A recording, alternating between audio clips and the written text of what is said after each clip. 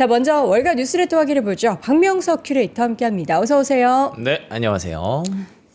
유가가 내렸어요. 맞습니다. 80달러대로. 네. 금리도 뭐 4.5를 계속 상회하고 있지만 네. 조금 떨어졌어요. 네, 괜찮아요. 근데 시장도 같이 떨어졌어요. 아, 그렇죠. 왜 다 네. 떨어지죠? 이게 명확한 트리거를 찾기가 좀 어려워요. 지금 상황에서는 왜냐하면 간밤에 개장 전의 상황과 개장 이후 직후의 흐름들을 봤을 때는 뭐 다들 좋다고 생각하셨을 거예요. 예, 근데 제가 이제 10시 때에 이제 그 월가 킥샷 라이브를 하는 동안 막 이제 채팅에서 알려주시더라고요. 지금 막 얘기를 하고 있는데 지금 뭐 시장이 많이 빠진다. 근데 결국에는 그거를 사실 마이크론이라는 종목 하나로 어느 정도 좀 확인이 되거든요. 마이크론의 분봉 보시면은 장 초반에 그냥 개장 전에 계속 이렇게 올라가는 흐름을 보여줬어요. 아무래도 어제의 국내 증시에서 삼성전자, SK하이닉스가 놀라운 그런 폭등세를 또 만들었잖아요. 근데 그리고 나서 이제 또 흘러내렸습니다. 이에 대해서 구간마다 뭐 배경을 하나하나 들기는 좀 어렵고 뭐 아시는 것처럼 뭐 트럼프 대통령이 이란과 관련해서 언급했던 분위기도 있었고 그게 한 요쯤이었거든요. 그래서 그에 대한 분위기로 좀 더 침체됐었다가 다시 조금 돌려놓은 그런 그림이 있는데 그래서 지금 뭐 전체적으로 이 하락에 대해서 설명하려면 플러스 4%에서 마이너스 4%까지 간 그런 흐름이거든요. 마이너스 이게 지금 오르겠죠? 예, 지금 마이너스 제가 한 4, 5%까지 봤던 것 같은데 그 정도. 당황했어. 그렇죠. 숫자 보고. 예, 이게 숫자가 계속 그때그때 네. 좀 달라가지고 그래서 지금 그 상황들을 쭉 정리해 봤을 때 저는 간단하게 그냥 기간 조정이라고 생각을 합니다. 기간 조정이다. 예, 어느 정도 우리가 6월에는 주의해야 된다는 걸 알고 있었잖아요. 몰랐나요? 알았죠. 네, 그쵸. 알았지만 다들 이제 거부하려고 했잖아요. 몰랐다고 하면 안 될 것 같아요. 네.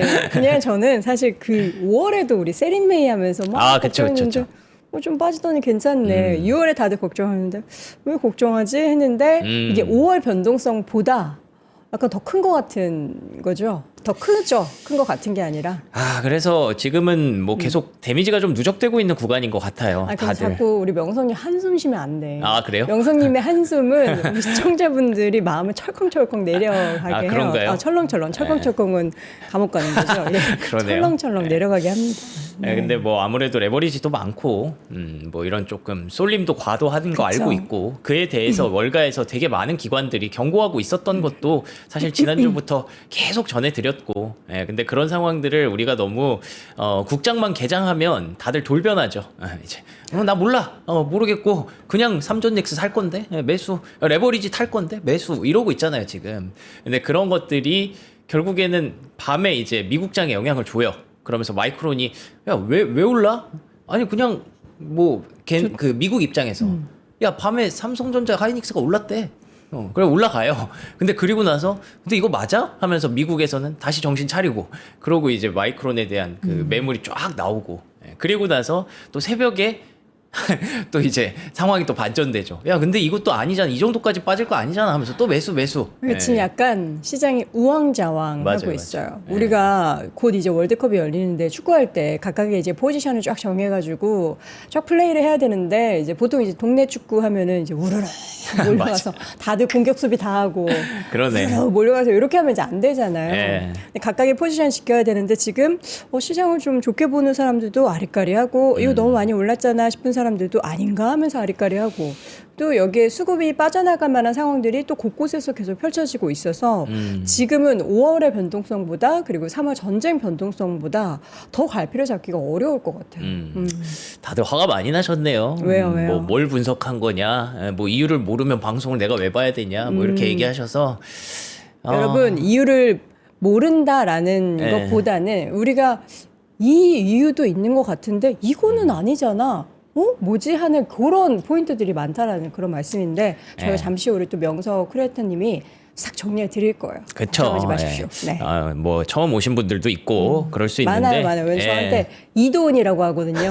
예, 저는 이제 시황 분석 안 하고 잤지 막 이러네. 아니죠. 네. 자 보겠습니다. 뭐 제가 또 자료를 뭐 한두 장 준비했겠습니까, 여러분들? 또 빨리 가죠. 그러니까 하기 싫어지네 갑자기. 안 돼. 안 돼. 뭐 자꾸 아니 저렇게 사실 하니까. 이제 우리도 여러분 사람이에요. 여러분들이 좀 이렇게 같이 걱정해주고 응원해주고 해야지 또 우리도 그렇잖아요. 네. 여러분 좋은 세상 만들기 위해서 서로 아침부터 이제 얼굴 붉히는 이야기보다는 서로 좋은 이야기 나누셨으면 좋겠습니다. 네. 가시죠. 자, 그래서 이거 뉴욕 증시 지수 보시면요, 계속 내려봤다가 네. 그래도 중간에 조금 이 정도까지는 과하다라는 측면에서 저가 매수세 좀 유입되기도 했어요. 그래서 3대 지수가 혼조세로 마감을 했고요. 뭐 러셀 2000도 강보합세 이 정도로 끝났다라고 보시면 될 것 같고, 장 초반에는 그래서 계속 차익 실현에 대한 욕구가 계속 나오고 있다라고 보시면 됩니다. 그리고 뭐 S&P 500 맵에서는 뭐 여러분들 보시는 것처럼 우리가 좀 많이 관심을 갖고 있었던 그런 종목들이 많이 빠졌죠. 근데 보면 진짜 초록불이 많은 거. 항상 제가 최근 하락에서 이야기했던 게 우리나라 증시는 빠질 때 못 올랐던 종목들도 다 빠져요. 그게 저는 이제 대한민국 증시가 갖고 있는 가장 취약점, 최대 맹점이라고 생각을 해요. 근데 미증시 여러분 지금 혹시 맵 보실 수 있는 분들은 화면 보세요. 이렇게 올랐던 종목들이 더 많아요. 그러니까 이게 대한민국의 그 삼성전자와 하이닉스가 너무 비중이 커졌으니까, 그런데다가 레버리지 생겨가지고 그에 대한 영향력이 너무 커졌으니까 막 지수가 마이너스 8%, 플러스 8% 이런 것들이 계속 나오는 건데, 미국은 이제 그에 대한 영향력이 뭐 생각보다는 크지 않고 어느 정도 컨센서스가 잡혔다고 봐요. 저는 이제 어떤 컨센서스냐면 기술주 너무 많이 갔다, 네. 반도체 너무 많이 올랐다에 네. 대해서 컨센서스가 잡혀서 그쪽에서 계속 매물이 계속 나와요. 그렇죠. 그리고 차익 실현할 때 그쪽에서 가장 크게 나오고, 근데 그런 것들을 이제 컨센서스를 잡아놨다가 근데 국내로 들어오면 이제 그래도 이거 말고 살 게 없잖아라고 하면서 그걸 올려놓잖아요. 그러니까 그게 계속 오락가락하는 그런 증시가 만들어진다고 저는 보고 있고요. 네. 러셀 2000도 원래 초반에 분위기 진짜 좋았거든요. 근데 거기서 빨간 불들이 꽤 많이 이렇게 들어온 그런 상황입니다. 자, 그래서 사실 오늘 종목 얘기는 딱히 뭐 말씀드릴 게 딱히 없고요. 네. 전체적인 시장 분위기를 한번 보시면 금리도 떨어졌고요. 달러 인덱스도 100 밑으로 떨어졌고, 유가도 떨어졌습니다. 88까지. 그리고 금값도 하락을 했는데 비트코인도 같이 하락을 했고, 뭐 시장도 다 하락을 했고, 전반적으로 유동성이 곳곳에서 지금 빠져나가는 그런 그림들을 만들었다라고 보시면 될 것 같습니다. 네. 자, 그래서 첫 번째 이유부터 먼저 말씀을 드리겠습니다. 왜 빠졌을까? 네. 저희가 이제 어제 밤 사이에 있었던 일입니다. 그렇습니다. 일단은 S&P 500이 개장을 했죠. 네. 긍정적으로 개장을 했고, 기분 좋았는데. 장중에 가장 높은 곳까지 올라갔어요. 이게 미국 기준으로 9시 반, 9시 45분이니까 우리나라 기준으로는 뭐 10시 반, 10시 45분 정도 됐겠죠? 밤 10시 반, 네. 10시 45분. 아마 이 즈음에서 많은 분들이 잘 가네? 하고 주무셨을 거예요. 퀵샷 라이브를 딱 저때 했죠. 고점에서 이때 하고 내려갈 있었죠. 때. 계속 빠져요. 명성님 계속 빠져요. 근데 이유가 없는 거예요. 그리고 나서 여기서도 계속 빠질 때 여기 미국에서도 분석했던 게 뭐냐면 without any major headline. 그러니까 어떠한 메이저 헤드라인 없이 시장이 흘러내리고 있다는 거예요. 사실 애널리스트 뭐 기자분들도 보면서 뭐야? 맞아요. 뭐야? 일단 네. 이제 지켜볼 수밖에 없었겠죠. 그쵸. 근데 그 어떤 미국에는 지금 컨센서스가 어느 정도 잡혀 있다고 했잖아요. 빠지면 차익 실현 구간이구나라는 것에 대해서 다들 어느 정도 공감을 하고 있거든요. 네. 왜냐하면 지난주부터 계속 말씀드렸던 그 월가의 어떤 경고성 메시지 이런 것들을 너무 제가 뭐 일부러 나쁜 말만 가져오는 게 아니에요. 그냥 월가에서 나오는 시장에 대한 분석을 어지간하면 싹 다 긁어 오잖아요. 명성님은 네. 롱쟁이에요, 롱쟁이. 맞아요. 저는 롱쟁이죠. 약간 네. 긍정적이에요. 저는 결론은 오른다인데, 네. 근데 최근에 나오는 그런 월가의 분위기 자체가 그렇게 좀 꺾여 있는 거를 월가의 시선은 이미 갖춰져 있어요. 잡혀 있고, 그래서 좀 빠지면 반도체 차익 실현 하나 보다라고 생각을 해요. 그래서 이렇게 가고 있다가 뭐 그 중간에 이제 트럼프 이슈가 좀 있었는데 이건 두 번째로 말씀드리고요. 펀드 스트랫 아시죠? 펀드 스트랫이 우리가 이제 GIN 톰리. 영상으로 받아보는 톰리. 그쪽에서 그 기술적 분석하시는 분이 네. 반등 나왔던 거, 월요일에 반등 나왔던 거 데드캣 바운스다라고 얘기를 해버렸어요. 근데 그분은 기술적 분석가잖아요. 맞아요. 기본적 네. 분석을 뭐 물론 배경으로 하시겠지만 네. 기술적 분석상으로는 데드캣 맞아요. 바운스라고. 그리고 올해 좋게 상반기 얘기하고 내내 싶어. 네. 그 기술적 분석이 많이 안 맞았죠. 아 그래요? 그러니까 좋은 거예요. 그 뭔가 그 주식 시장에서 분석하시는 분들이 기술적으로 이게 빠질 때가 됐는데 이렇게 올라가기 안 어려운데. 빠졌잖아요. 아. 네. 근데 이제 약간 좀 꺾인 그 각도를 보면서 빠질 때가 됐다라고 하면서 뭐 S&P 500이 한 7,200까지 내려갈 것이다. 뭐 이런 분석들이 있어요. 그 자세한 내용은 GIN 영상에 있어서 네네. 뭐 그거를 다 설명드릴 수는 없고 네. 그래서 지금 기술적으로 봤을 때 월요일의 반등이 데드캣 바운스였다라고 얘기를 하는 거예요. 그러면서 또 이게 제가 그러니까 그 월가 킥샷을 10시에 준비를 하면서 10시 방송을 하기 위해서 8시, 9시에 막 나왔던 얘기들을 준비를 하거든요. 계속 이런 얘기가 계속 나오는 거예요. 골드만삭스와 바클레이즈 트레이더들이 봤을 때 금요일 급락이 한번 나왔잖아요. 미국에서.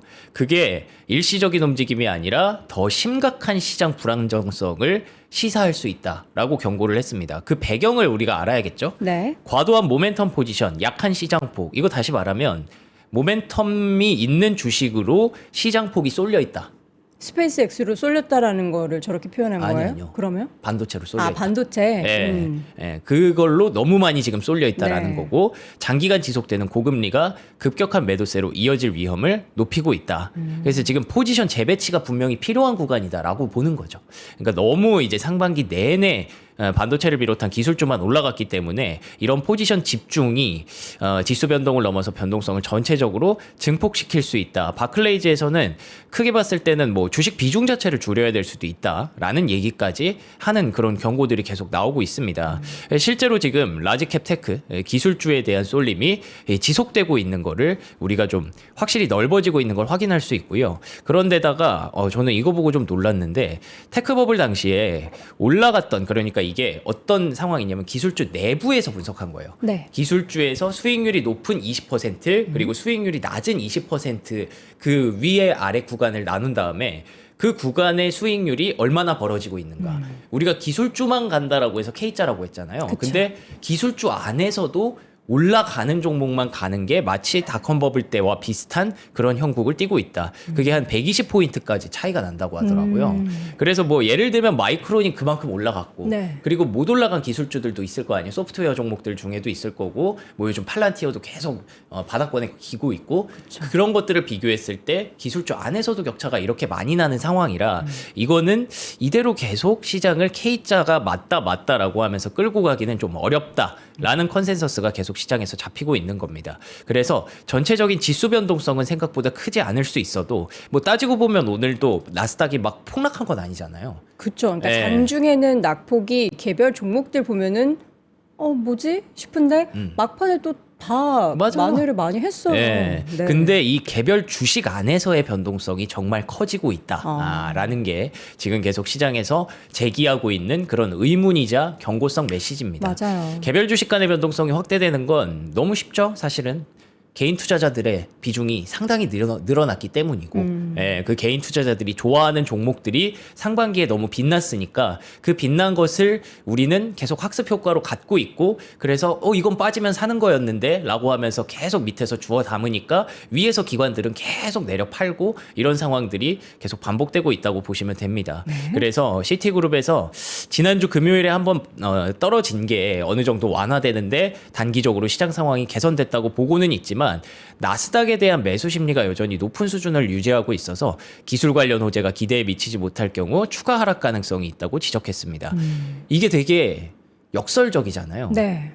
매수 심리가 높은 수준을 유지하고 있어서 추가 하락 가능성이 있다. 그러니까 지금 기대치가 너무 높다는 거예요. 지금 떨어지면은 그냥 떨어지는 걸 자연스럽게 놔두지 않고 그걸 밑에서 계속 받아준다는 거죠. 아니, 여긴 갈 거야. 여긴 계속 갈 거야 라는 믿음이 우리 상반기에 너무 확실하게 잡혔잖아요. 그래서 특히 여기서 한국의 코스피 지수도 만약에 AI 가다가 뭔가 문제가 생길 경우에 큰 영향을 받을 수 있다라는 경고를 시티그룹에서도 또 했습니다. 그래서 마켓워치에서는 한국 증시가 플러스 8% 마이너스 8% 이렇게 나는 걸 보면서 한국 그 엔츠 개인 투자자들이 지금 너무 위험한 운전을 하고 있다라는 경고성 메시지를 계속 내고 있으나 아마 오늘도 똑같이 하락 출발한 다음에 또 계속 사야지 하겠죠. 예, 그래서 이 변동성은 뭐 우리가 안고 가야 될 사야지 하면서 저가 매수를 하게 된다면 네. 변동성 각오하고 들어가야 된다는 거는 여러분들이 아마 이제는 좀 잘 알게 되셨을 것 같습니다. 네. 그래서 JP모건에서도 이제 강한 매도 압력과 변동성에 대해서 지금 계속 얘기를 하고 있고요. 지금 ETF 자금 유입들도 막 상방을 치고 있는, 어제도 보여드렸지만 3배짜리 상방 쓰는 사람도 있고 3배짜리 하방 쓰는 사람도 있고 그게 계속 부딪히고 있거든요. 그래서 한쪽으로 터졌을 때 위로 확 치솟기도 하고 한쪽으로 터졌을 때 아래로 확 치솟기도 하기 때문에 이 변동성이 이렇게 계속 지속된다는 건, 이걸 쉽게 표현하면 주식시장에 대한 난이도가 상당히 높아졌다. 이렇게 봐야 될 수 있을 것 같습니다. 네. 지금 어제도 사실 저는 코스피가 후반장에서 더 상승폭 키우는 거 보고 사실 코스피라기보다는 삼전 SK하이닉스였죠. 오, 이렇게 되면은 이거 단기적인 변동성 이용해서 레버리지 투자하시는 분들 더 늘어날 것 같은데 하는 그런 생각이 좀 들어서 아, 이게 과연 건강한 시장에서의 네. 흐름이 아닌 게 어떤 피해가 생기게 될까가 되게 많이 걱정이 됩니다. 여러분들이 그 피해자가 되시지는 않기를 바라보겠습니다. 네. 자, 어제 유가가 하락한 게 이게 근데 또 뭐 종전이나 뭐 평화 무드가 생겨서는 아니더라고요. 네. 네. 뭐 그래서 공격도 있고. 처음에는 원래는 분위기가 좋았거든요. 네. 트럼프 대통령이 2, 3일 안에 종전을 합의할 것이다. 이틀이나 사흘 안에 종전이 이루어질 수 있다라고 얘기를 했거든요. 그래서 이 분위기로 유가가 $80 중반까지 떨어졌었어요. 86달러까지 제가 본 것 같은데 네. 어제 밤에. 근데 그게 88달러까지 올라가는 구간에서 이 이슈가 좀 발생했습니다. 오만 해안 인근에서 미군 아파치 헬기가 추락 사고가 있었다. 근데 뭐 다행히 이제 구조됐다라고는 얘기하고요. 안정적인 상태라고 얘기하지만 해역 순찰 중에 이제 어떤 이슈가 있었기 때문에 추락을 했겠죠. 그걸 보고 이제 미국에서는 이란의 헬리콥터 공격일 수 있다라고 보고 있는 거고요. 그래서 트럼프 대통령이 처음에는 이제 분위기 좋게 2, 3일 내에 종전 합의한다. 그리고 어제 아시는 것처럼 이란과 이스라엘의 그런 상황들을 중간에서 중재했잖아요. 그렇게 막 열심히 노력을 하고 있었지만 여기서는 이제 공격을 받았으면 반드시 대응해야지. 그쵸. 라고 얘기를 하면서 시장의 불확실성이 조금 높아지는 그런 모습도 보여줬습니다. 이란의 반응이 어떤지 봤더니요. 뭐 직접적으로 우리가 했다라고 얘기는 안 해요. 근데 이란 군대가 뭐 맨날 전멸했다고 트럼프 대통령이 그렇게 얘기하더니 그거 허황된 소리였네 라고 얘기한 거 보면 우리가 했다라는 거를 다시 돌려서 얘기하는 것 같기도 하고요. 그래서 지금 이란과 미국 간에 다시 긴장도가 좀 올라간 게, 그게 앞에서 보셨던 대로 트럼프가 어떤 트윗을 올려서 시장이 더 빠졌다라는 순간이 있었잖아요. 그 모먼트가 여기서 또 만들어졌다 보시면 되는 겁니다. 그런데다가 이제 네타냐후 총리는 뭐 여기 보시는 것처럼 어제 트럼프 대통령이 경고했잖아요. 너 자꾸 그러면 너 혼자 싸워야 될 수도 있어. 혼자 싸우네요. 네, 혼자 싸울 수도 있다라는 얘기를 하고 있습니다. 보면 레바논 쪽에 공격은 계속 하더라고요. 네, 그러니까요. 그래서 이런 상황 두 가지가 어제 시장에 하락을 만들었던 내러티브 두 가지였다라고 보시면 근데 되겠네요. 여러분들 이제 의아하실 거예요. 이렇게 전쟁 계속 이어지는데 유가는 왜 내려갔지 싶은데 그거는 이제 뭐 호르무즈 해협에 배가 꽤 많이 다닌다. 이런 소식들도 맞아요. 같이 그것도 전해지면서 있었어요. 네. 유가는 좀 내려갔습니다. 그래서 내려가면서 출발했다가 저 이슈 나오면서 내려가는 하락폭을 좀 좀 줄였다. 줄였어. 네, 이렇게 보시면 됩니다. 자, 스페이스X 얘기 한번 해보겠습니다. 청약이 2,500억 달러를 돌파했다. 맞습니다. 그런데다가 이제 스페이스X 청약이 아직 안 끝났거든요. 네. 네, 그래서 이게 저가 매수를 받아줘야 되는 수급이 계속 이쪽으로 흘러가는 것도 지금 무시할 수 없는 부분입니다. 이게 수요일까지거든요. 근데 2,500억 달러를 돌파했다는 건 무슨 뜻이냐면 어제 전해드렸을 때 주말 사이에 원래 750억 달러를 스페이스X가 조달하려고 해요. 근데 그거에서 2배 정도가 청약이 신청이 됐다라고 하거든요. 네. 1,500억 달러가 들어온 거였는데 오늘 다시 나온 보도는 2,500억 달러입니다. 이렇게 되면 거의 4배 정도가 지금 거기 묶여 있다는 거예요. 예. 그리고 오늘까지 이게 계속 청약이 진행되니까 미국 기준 시간으로 오늘까지 진행되니까 오늘도 사실은 뭐 추가로 들어가는 수급이 있을 수도 있겠죠. 예, 계속 마지막까지 기다렸다가 들어가는 수급이 있을 수 있으니까 이게 결국에는 뭐 시장이 좀 빠지더라도 빠지는 이유 중에 하나도 되는 거고 위쪽에서 이제 파는 수급도 있으니까 그런데다가 빠지더라도 밑에서 받아주는 수급이 지금 다 스페이스X를 보고 있고 그리고 스페이스X 상장할 때 나 이거 한번 사볼까 생각하시는 분들도 되게 많잖아요. 네. 그래서 지금 저가 매수가 강하게 들어오지 못하는 미국장은 특히 더 그렇습니다. 네. 예, 그런 상황들이 진행이 되고 있고요. 그 와중에 이제 또 계속 스페이스X 얘기를 좀 띄워야 되니까 궤도 데이터 센터 그러니까 우주 데이터 센터에 대해서 계속 궁금해 하잖아요. 뭐 이런 모습일 것이다라고 스페이스X가 또 이렇게 뭐 그림을 이렇게 하나 올렸어요. 네. 그래서 한 뭐 키는 한 20m 되고 윙스팬은 한 70m 되는 그리고 이게 다 이제 태양광 패널이래요. 태양광 패널을 이렇게 얹어서 우리가 쏘게 될 것이다. 라는 것들을 이렇게 공개하면서 시장에 그 스페이스X와 관련된 내러티브를 계속 주고 있는 그런 분위기입니다. 네. 자, 이게 끝나면은 뭐 다음 주쯤 되면 괜찮아질까요? 그럴 수도 있겠죠. 네, 그러기를 기대하고 있는데 다음 주에도 어쨌든 스페이스X 상장하고 나서 금요일에 상장이 되잖아요. 다음 주에도 그걸 주말 사이에 재평가를 하면서 뭐 이걸 더 사야 된다, 팔아야 된다 이런 논리가 계속 진행되지 않겠습니까?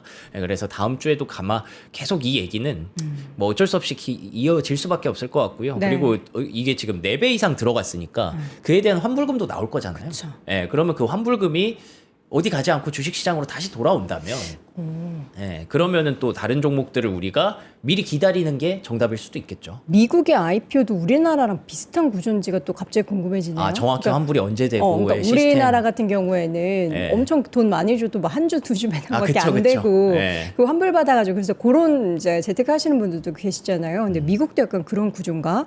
제가 미국에서는 IPO를 해본 적이 없어가지고 그런데다가 이게 너무 큰 IPO잖아요. 그쵸, 그쵸. 그러니까 누구도 이게 들어오면 어떻게 된다에 대해서 예상을 할 수가 없어요. 맞아요. 네, 이 유례 없는 그런 사건이기 때문에 그거에 대해서 그래서 다들 좀 긴장하고 있을 수밖에 없고, 그래서 스페이스X 내러티브는 뭐 이번 주 다음 주를 아마 지배하게 될 것 같다라고 네. 보여집니다. 지금 미국이 네. 이란에 대한 자위적 공습을 개시했다. 공격을 다시 하겠다라고 했잖아요. 그러니까 네.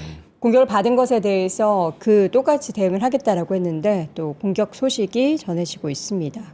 꼭 우리 장 시작하기 전에 이러더라고요. 그놈의 자위적 공습 네. 계속 나오네요. 네. 자, 그래서 뭐 바이오가 왜 찐수예요? 뭐 이거는 뭐 우주 얘기에 연결돼서 바이오가 어쩌면 뭐 그쪽에서 또 수혜를 받을 수도 있다라는 얘기가 있더라고요. 그러니까 이게 우주에서 중력이 있어서 지구에서 할 수 없는 복잡한 화학 공정을 우주에서는 할 수 있대요. 뭐 그렇군요. 우주를 제가 뭐 안 가봤으니까 모르죠. 뭐 이렇게 네. 실험을 할 때 뭔가 이제 중력이 좀 덜 받고 네네. 뭐 세포 분열이 좀 다르게 나타나겠죠. 네. 그래서 이거에 대해서 바이오가 어쩌면 뭐 헬스케어가 좀 수혜가 될 수도 있다. 뭐 네. 이런 얘기들을 하고 있고요.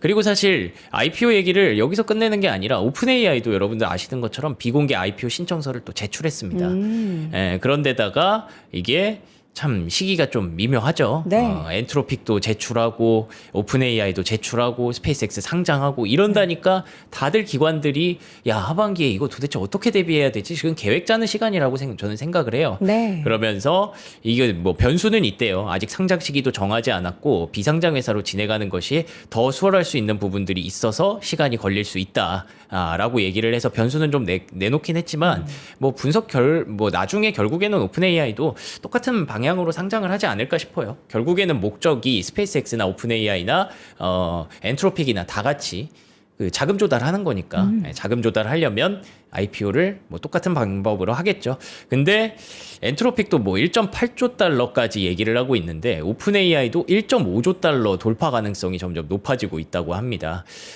스페이스X 1.7조 달러, 뭐 그리고 엔트로픽 1.8조 달러, 오픈 AI 1.5조 달러면 요 세 가지가 하반기에 다 들어온다 생각했을 때 아이고 스페이스X 지나간다고 끝이 아니네. 다음 거 또 오네 하면서 시장은 계속 그런 것들을 걱정할 수도 있겠죠. 그러면서 이제 오픈 AI는 세 가지 핵심 목표를 또 공개했습니다. 앞으로 AGI 연구, 제품 개발, 그리고 모든 사람이 AI를 풍부하게 쓸 수 있도록 지원한다 이런 얘기인데 결국에는 이거 쉽게 말하면 AI가 AI를 연구할 수 있는 시스템을 2028년까지 계속 개발을 하겠다라고 해서 이 AI에 대한 내러티브를 모두가 하나의 AI를 쓸 수 있는 그런 세상으로 만들겠다. 라고 하는 게 뭐 이게 될지 안 될지를 떠나서 사실 우주 데이터 센터도 그게 될지 안 될지를 우리가 궁금해하는 게 아니라 그 내러티브를 시장에 계속 주는 거잖아요. 네. 그렇게 하면서 이게 될 수도 있어라는 생각을 계속 심어준 다음에 그 다음에 이제 시장의 밸류를 높이기 위한 그런 행동이잖아요. 그래서 오픈 AI도 마찬가지로 그런 그 스탠스를 지금 계속 가져가고 있다라고 보시면 되겠습니다. 네. 자, 이어서는 이제 엔트로픽 얘기도 한번 들어보도록 하죠. 엔트로픽은 맞습니다. 무슨 일이 있을까요? 엔트로픽도 이 페이블 5라는 뭐예요? 새로운 그 모델을 하나 공개했는데 모델이 너무 많아. 아, 그렇죠. 근데 이게 그 미소스 있잖아요. 미소스를 그냥 다 줄 수는 없대요. 네. 기업 고객이랑 유료 구독자한테 미소스 뭐 줄 거고 클로드 저 페이블 5는 어마어마한 거라는 거잖아요. 그 엄청 경고했던 네. 거. 이것 때문에 이거 내가 보내기도 무섭다 막 이랬던 그러면서 돈 주고 이제 거. 예, 맞아요. 할만한가 봐요. 결국에는 엔트로픽도 이제 상장을 해야 되니까 네. 뭐 이런 것들을 계속 베일 속에 감춰둘 수는 없고 이 미소스급 모델을 또 하나 이렇게 공개했다라고 하더라고요. 그래서 이거는 뭐 사이버 보안, 생물학, 화학, 증료와 관련된 요청을 감지한다. 그래서 보안 시스템을 지속적으로 개선할 예정이다라고 페이블 5를 공개를 또 했습니다. 이거는 모든 플랫폼에서 이용이 가능하고요. 미소스는 뭐 어떤 파트너십을 맺은 그런 기업들에게만 제공이 된다라는 얘기가 있는데 그러면서 계속 뭐 위험이 따른다. 그래서 실제로 사이버 보안과 같은 분야의 기능은 악용될 수 있기 때문에 특정 주제에 대한 질의에는 차선책인 다른 오프스 4.8 모델이 응답할 것이다 라고 얘기를 하면서 페이블 5가 또 시장에 또 이슈가 됐습니다. 그러니까 지금 시장에 이슈를 자꾸 잡아먹는 어쩌면 지금 모멘텀 투자라고 하잖아요. 이슈가 계속 나오는 쪽으로 시장은 지금 흘러가고 있는 그 수급이 계속 그렇게 따라가고 있는 상황인데 그 모멘텀들을 이 신규 상장주들이 자꾸 잡아먹고 있어요. 예, 그래서 뭐 이것 때문에 이렇게 뭐 시장이 빠졌다는 게 말이 돼? 이렇게 얘기하실 수도 있고 그런 의견도 저도 충분히 말이 된다고 생각하지만 근데 지금 모멘텀을 계속 나눠 먹고 있다는 점에서 어쩌면 수급 분산이 일어날 가능성도 사실 배제할 수 없다라는 생각이고요. 그런데다가 심지어 JP모건까지 연말에 AI 에이전트를 배포한대요. JP모건 금융사잖아요. 뭐 어떤 걸까요? 뭐 트레이딩하는 AI일까요? 그 자율적으로 몇 시간씩 작동할 수 있는 인공지능 에이전트인데 근데 이게 뭐 단순히 어떤 목적을 둔다기보다는 AI 에이전트는 되게 많은 걸 할 수 있는 그런 역할을 갖고 있는 거잖아요. 어쨌든 그래서 이게 브랜드마다 하나씩 나온다고 생각하시면 돼요. AI 에이전트 나와서 월급 알아서 이렇게 착 주고 그런 거 해줬으면 좋겠어요. 예약 좋죠. 예약 네. 안 해도 사실 그리고 한 달에 한 번씩 막 부가세 내고 이런 거 좀 귀찮거든요. 그쵸. 그런 거 알아서 좀 해줬으면 좋겠어요. 그런 것들을 이 친구들이 잘 해주지 않을까 그럼 너무 편하죠. 싶습니다. 근데 JP모건이 이런 것까지 한다는 것 자체가 저는 되게 흥미로운 게 네. 금융사가 이런 것까지 하네. 진짜 AI 에이전트 시대는 진짜 지금 정말 가깝게 와 있구나. 예. 근데 저게 저는 우리나라에 보면 보이스피싱 진짜 많잖아요. 네네. 그런 거에 좀 활용이 돼서 이게 뭔가 이제 그것들을 다 좀 이렇게 아우르는 플랫폼이 나오면은 어르신들한테도 좋고 사실 요새 보이스피싱 어르신들만 당하는 게 아니라서 그런 점에 있어서는 도움이 될 만한 게 분명히 금융 쪽에는 많을 것 같아요. 그래서 저는 이거를 왜 이렇게 묶어놨냐면 이런 AI 소프트웨어 기업들이 계속 이렇게 뭔가를 하고 있다. 돈 벌 수 있는 방법들을 계속 생각하고 있다. 근데 JP모건 저 AI 에이전트가 누구랑 협업한 걸까요? 그게 중요할 것 JP모건이 같아요. 안에서 계속 개발한 걸걸요? 자체적으로요? 네. 그 전에 AI 인력을 엄청 수급했어요. JP모건도. 네, 그래서 이 정도도 할 수 있는 수준이면은 어쩌면 AI 소프트웨어 기업들 전체적으로 봤을 때 이제 계속 AI를 활용해서 에이전트 시대를 활용해서 돈 벌 수 있는 기회를 계속 창출할 거고. 네. 그래서 저는 하반기에 소프트웨어 기업들 중 몇몇이 이제 실적이 개선되는 구간에 들어갈 수도 있다고 생각을 하거든요. 네. 그렇게 되면 이제 수급을 조금 계속 나눌 수가 있겠죠. 한쪽으로 쏠렸던 수급을. 그런 부분들도 생각하지 않을 수 없다라는 점을 좀 말씀드리고 싶었습니다. 네. 이 가운데 어제 부통령이 뭐 얘기 또 꽤 많이 했더라고요. 그렇죠. 그래서 결론적으로는 제가 뭐 아까도 얘기해 주셨지만 저는 롱돌입니다. 저는 시장이 올라가는 게 너무 행복하고 결국에는 이 변동성을 활용해서 매수를 해야 되는데 그 매수 타점을 보는 게 중요한 거잖아요. 예, 그게 우리의 숙제라고 저는 생각을 해요. 그래서 지금 시장에서 안 좋은 얘기들 다 빼놓고 좀 좋은 얘기들 중심으로 본다면 JD 벤스 부통령이 장기적인 수렁이 되지는 않을 것이다. 그러니까 이란과의 이슈가 분명히 뭐 이 얘기 근데 너무 오랫동안 해가지고 조금 지겹기는 한데 그래도 어쨌든 이런 의도를 갖고 있다라고 얘기를 했고요. 이렇게 뭐 중간중간 둘이 어떤 뭐 자위적 공습이라든지 이런 트러블도 계속 있지만 어쨌든 핵 협상과 관련해서 기본 틀은 마련이 되고 있다. 임박을 하고 있다. 이런 얘기들이 나옵니다. 우라늄 농축도 15년 중단으로 합의안을 좀 만들고 있고요. 이란의 농축 우라늄 비축량을 희석하고 대부분의 핵시설을 해체하고 이런 이견들을 계속 좁혀가고 있다는 얘기가 있습니다. 네, 물론 헬리콥터 격추 보도 이런 것들 때문에 불안정한 상황이지만 조심스러운 낙관론도 분명히 그 내부적으로는 있다라고 보시면 될 것 같고요. 아까 말씀해 주셨던 그 부분, 호르무즈 해협의 교통량 의미 있게 증가하고 있대요. 이게 그러니까 우리가 예전에는 맨날 지도 봤잖아요. 네, 맞아요. 내가 지나가는지 그거 안 본 지가 오래돼가지고 너무 이게 요 호재 때문에 유가가 좀 내려갔죠. 네, 그래서 이런 상황들이 계속 협상은 하고 있는 가운데 이 크고 작은 트러블들은 어쨌든 전쟁 중이니까 일어날 수 있다는 거를 우리가 생각을 해야겠죠. 그래서 결국에는 이 모든 고민과 뭐 유동성 우려 이런 것들을 깨려면 핵협상이 잘 되면 좋은 거고 핵협상이 잘 안 돼서 이게 질질 계속 지지부진하게 끌리면 그러면 계속 우리는 금리와 물가를 걱정할 수밖에 없다라는 거죠. 예, 그래서 이것만 좀 잘 되면은 우리가 걱정을 크게 한번 덜 수 있을 텐데 이게 참 아쉽다. 그래서 지금 우리는 계속 이런 뜻밖의 변동성을 겪어야 될 수밖에 없다. 예, 이렇게 보고 있습니다. 네, 자 여러 가지 또 고용 관련한 데이터 최근에 계속 나오고 있는데 네. ADP에서 집계한 주간 고용은 감소세를 보이고 있다. 그러니까 이 하락이 시작된 논리를 따라갔을 때 네. 지난주에 금요일에 이것도 있었잖아요. 고용이 갑자기 폭증했던 거. 너무 좋아서. 근데 그거를 보니까 ADP 민간 고용의 주간 고용 변화를 봤을 때 어제 또 발표된 자료거든요. 조금씩 감소하고 있어요. 예, 그래서 이게 지금 어떤 그 월드컵 특수 이런 걸로 인해서 급격하게 올라간 시기가 있었죠. 네. 이렇게 있었는데 그리고 나서 제자리로 좀 내려오고 있다는 점에서 생각보다 미국의 고용은 지난주에 발표됐던 것처럼 그렇게 막 엄청 좋다라고 볼 수 없는 상황이에요. 네. 실제로 정규직과 파트타임을 비교했을 때 이게 녹색이 정규직이거든요. 지금 계속 몇 개월째 부진한 그런 모습들을 보여주고 있고요. 그렇다는 점에서 미국의 고용이 좋아서 금리를 인상할 것 같아라는 내러티브는 저는 개인적으로 좀 과도하다고 생각을 합니다. 그래서 이런 상황에서 어쨌든 금리가 계속 압박을 주고는 있지만 그래도 이게 오해가 좀 풀리는 그 기간이 필요한데 그 기간 동안 이렇게 조정을 받는 것 또한 우리는 인정을 해야 된다고 저는 생각을 하고요. 네. 그래서 어떻게 보면은 S&P 500이 이게 일봉이거든요. 야, 변동성 크죠? 예, 저 아래 꼬리가 7,200 근처까지 내려갔습니다. 근데 이걸 어쨌든 7,300 근처에서 막아냈다는 거는 이 가격 조정을 여기서 마무리할 수 있을지 없을지에 대한 지금 계속 시장은 테스트를 거는 거죠.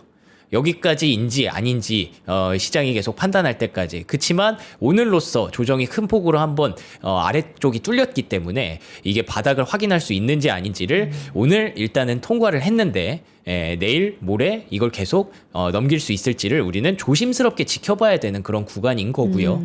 그리고 나스닥 역시 마찬가지로 딱 그 금요일에 만들었던 그 바닥에서 마무리가 됐습니다. 그래서 이때 지금 막 저가 매수를 막 지금 아무것도 아닙니다. 해야 됩니다. 라고 말씀드릴 수 없다는 것도 그쵸. 여러분들이 이런 내용들을 보시면 충분히 공감을 하실 것 같고요. 네. 그리고 필라델피아 반도체 지수도 어제 뭐 BTIG라는 기관에서 51선까지 내려와야 될 수도 있다라고 했잖아요. 51선이 지금 무슨 색이에요? 이 빨간색입니다. 에이. 근데 뭐 여기까지는 내려오지 않기를 저도 바라고 있습니다만 어쨌든 오늘의 그 하락폭은 꽤나 무섭게 진행이 됐었거든요. 반도체의 낙폭은. 그래서 계속 바닥을 테스트하는 구간이다. 일단 우리는 기술적으로도 이런 부분들을 계속 좀 지지를 해줄 수 있는지 그런 것들을 좀 봐야 될 것 같습니다. 네, 우리 또 방금 CPI가 다가오고 맞아요. 있다라는 얘기 딱 했는데 과연 이제 오늘 밤이죠? 네. 네, 과연 CPI가 발표되고 나서 시장은 그 앞자리가 바뀐 것에 대해서 어떻게 생각할지. 네. 근데 이게 뭐 예상은 4지만 또 3이 나올 수도 있잖아요. 아 그러면은 네. 완전 서프라이즈죠. 예. 3.99?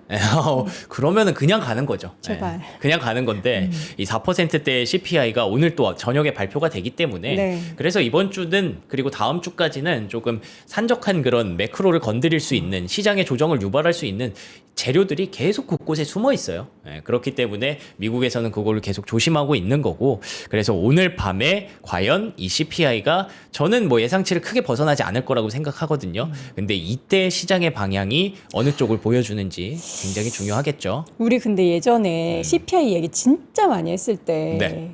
그때 코어를 봐야 한다라는 얘기를 아, 그쵸, 진짜 그쵸. 많이 했잖아요. 맞아요. 근데 우리 왜 네. 자꾸 헤드라인을 보는 걸까요?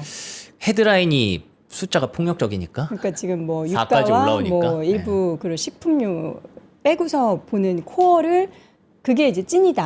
맞아요. 변동성이 이제 있지 않으니까 했는데 워낙에 이제 지금 시장에서는 좀 부담스러운 지표 내용에 더 민감하게 반응을 하는 것 같아요.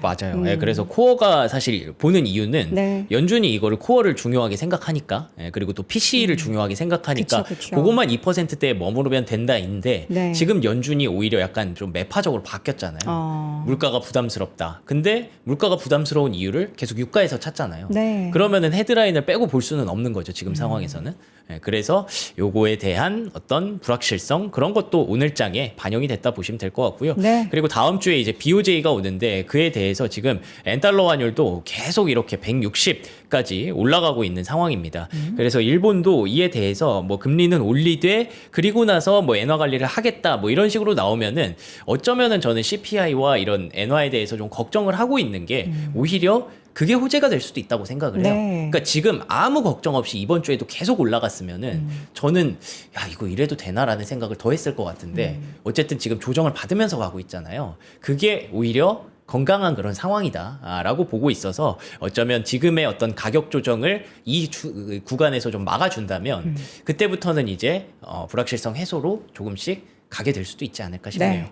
네. 자, 근데 골드만삭스는 아까 이제 시장에 대해서는 조금 보수적인 접근을 얘기하더니 마이크론 호실적을 기대한다라는 얘기를 하네요. 맞습니다. 그런데다가 우리가 일정상으로 이번 주와 다음 주는 부담스럽지만 다다음 주를 또 얘기하면 마이크론 실적이 있거든요. 되게 빨리 발표하네. 6월 25일에 발표가 되기 때문에 그때까지 이제 또 골드만삭스는 마이크론 호실적을 기대한다라는 점에서 우리가 어떤 시기열을 좀 쌓을 때 이번 주랑 다음 주는 조금 조심을 하면서 이 가격 조정을 여기서 잘 지켜내는지를 보면서 그럼 여기가 바닥이네라는 확신을 계속 증거를 찾아가야 되는 시간이고 네. 그리고 이제 이 다다음 주부터는 마이크론 실적 나오고 그 다음 달 7월로 넘어갔을 때 또 본격적인 2분기 실적 시즌이 시작됐을 때는 또 반도체 기업들이나 이런 기업들이 실적으로 증명하면 되잖아요. 네, 그렇기 때문에 그걸 노리기 위한 어떤 저가 매수를 이번 달 안에 좀 해야 된다라는 그런 입장에서 이렇게 좀 설명을 드리는 거고요. 그래서 사실 처음으로 돌아가면 지금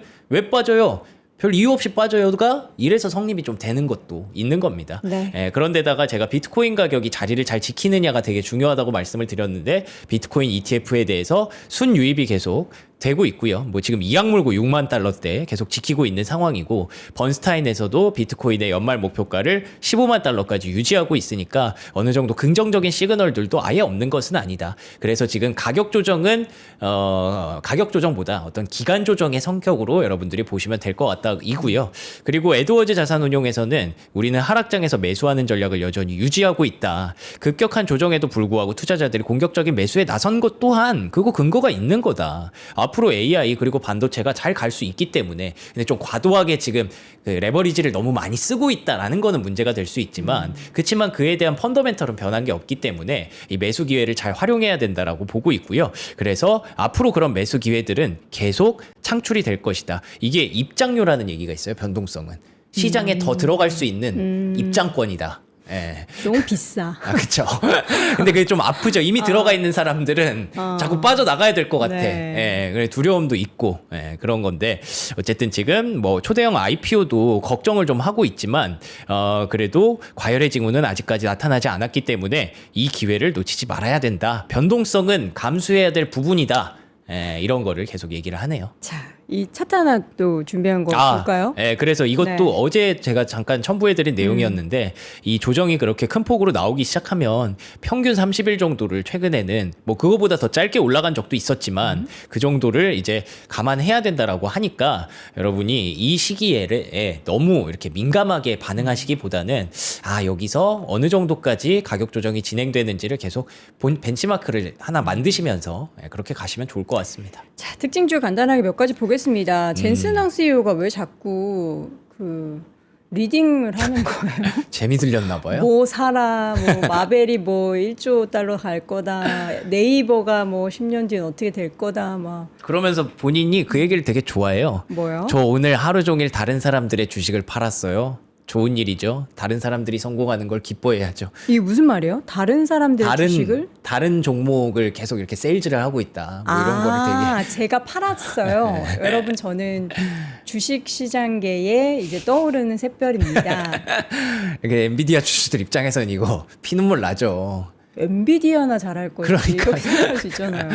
그래가지고 뭐 아무튼 그런 일인데 어쨌든 퀄컴이 좋아 보인대요. 왜 이번에 마벨 얘기하고 확 급등해서 재미 봤잖아요. 예, 그래서 퀄컴 사세요라는 얘기도. 아니면 주가를 올리게 해서 그 기업이 돈을 많이 벌게 한 다음에 엔비디아로 쓰게 하려는 빅피처인가? 뭐 그렇겠죠. 예, 엔비디아가 계속 하고 있는 게 우리 거 써라라는 그거를 기반을 만들고 있기 때문에. 저들이 돈을 벌고 저들의 주가가 올라야 돈이 네. 생기니까.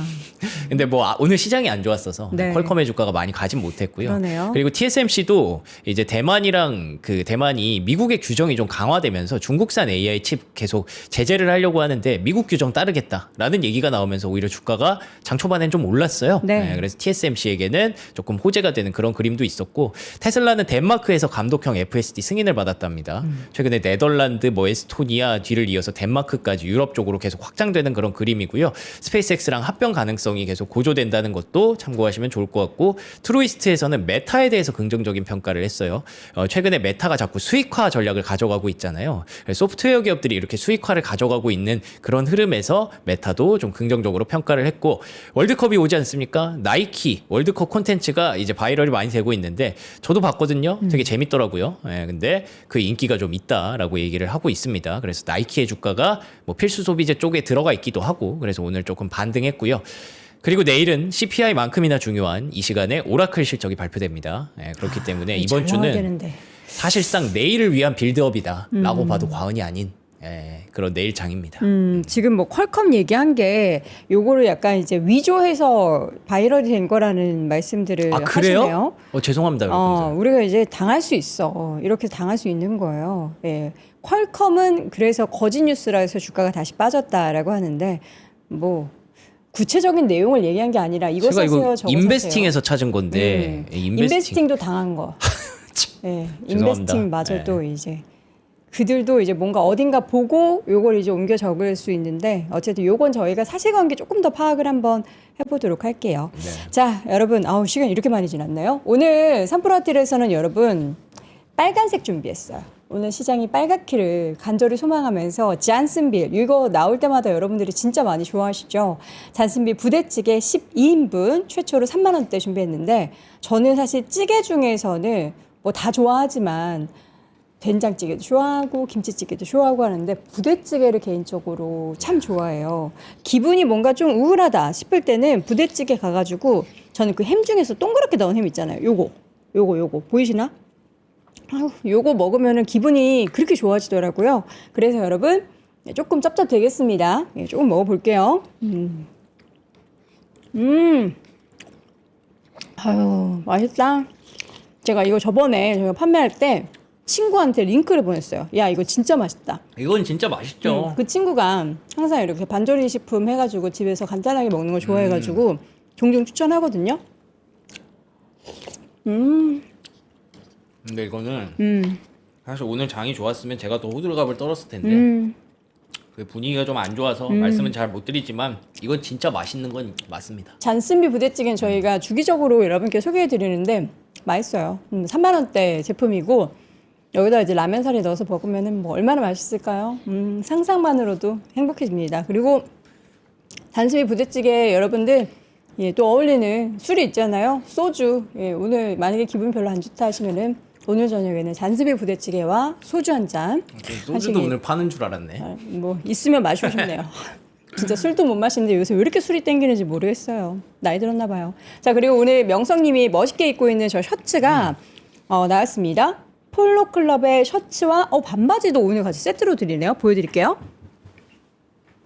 반바지. 아유, 요거 딱 어울리는 걸로 준비하셨네. 네이비 컬러와 저기 지금 보면은 블루 컬러. 이렇게 두 가지 셔츠를 준비했고요. 반바지는 네이비만 있는 것 같아요. 반바지는 뭐, 요거는 정말 기본 중에 기본이고, 요게 소재가 면이네요. 면 소재고, 요 옆에 밴딩도 있기 때문에 점심에 잔스미 부대찌개 조금 더 드셔도 편안하게 착용하실 수 있는 그런 제품으로 준비했습니다. 요것도 뭐야? 3만 원대. 셋업으로 드려요. 합쳐서? 린넨 셔츠와 반바지 상하 세트로. 바지 따로, 셔츠 따로 아니고요. 세트로. 셔츠는 네이비나 블루 스트라이프 중에 고르시면 되고요. 팬츠는 네이비 컬러로 드리는데 39,800원으로 린넨 셔츠와 또 반바지 상하이 세트 여러분 함께 하시길 바랍니다. 자, 지금까지 월가 뉴스레터 박명석 큐레이터와 함께 했고요. 잠시 후에는 우리 김효진 박사님 모시고 시장 진단해 보도록 하겠습니다. 고맙습니다. 고맙습니다.